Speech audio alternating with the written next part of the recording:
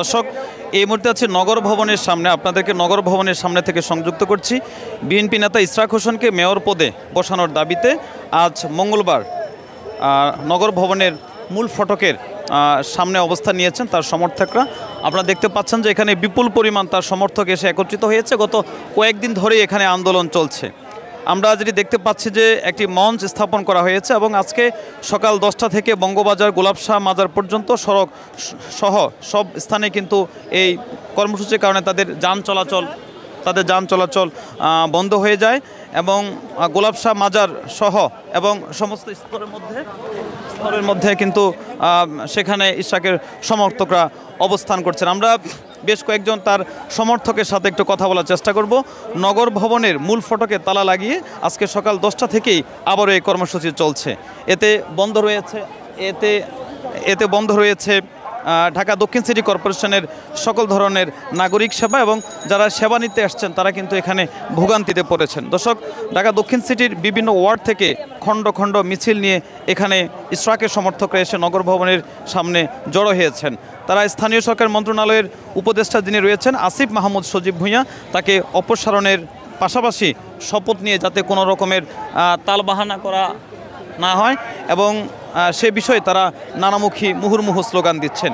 BNP সহ বিএনপির অঙ্গ সংগঠনের বিভিন্ন পর্যায়ে নেতাকর্মীরা, পাশাপাশি ঢাকা দক্ষিণ সিটি কর্পোরেশনের কর্মকর্তা কর্মচারীদের একাংশ এই আন্দোলনের সংহতি যেটি তারা উপস্থাপন করেছে। আমরা গোলাপশাহ মাজারের থেকে বঙ্গবাজার পর্যন্ত মোট সড়কের কয়েকটি বৈদ্যুতিক খুঁটিতে বেশ কয়েকটি মাইক লাগানো হয়েছে এবং তারা ঢাকাবাসী বলে নিজেদেরকে উপস্থাপন করছেন।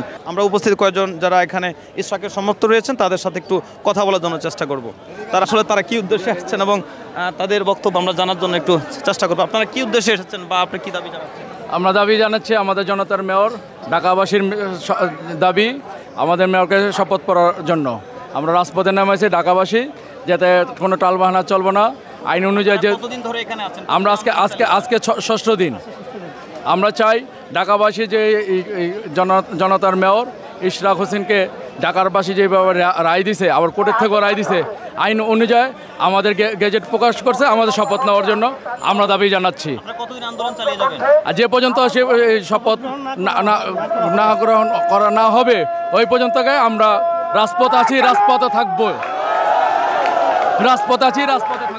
দর্শক, আপনারা দেখতে পাচ্ছেন বিপুল পরিমাণের ইশরাকের সমর্থকরা এখানে একত্রিত হয়েছে এবং সবাই মুহুর্মুহু স্লোগান দিচ্ছে। তারা যেটি বলছে যে মেয়র ইশরাককে তার পদে ফিরে দেওয়া হোক এবং তারা সেটি জানানো আজকে 6 দিন ধরে তারা এই কর্মসূচি পালন করছেন। রাজধানীর নগর ভবনের সামনে থেকে এ ছিল সর্বশেষ আপডেট।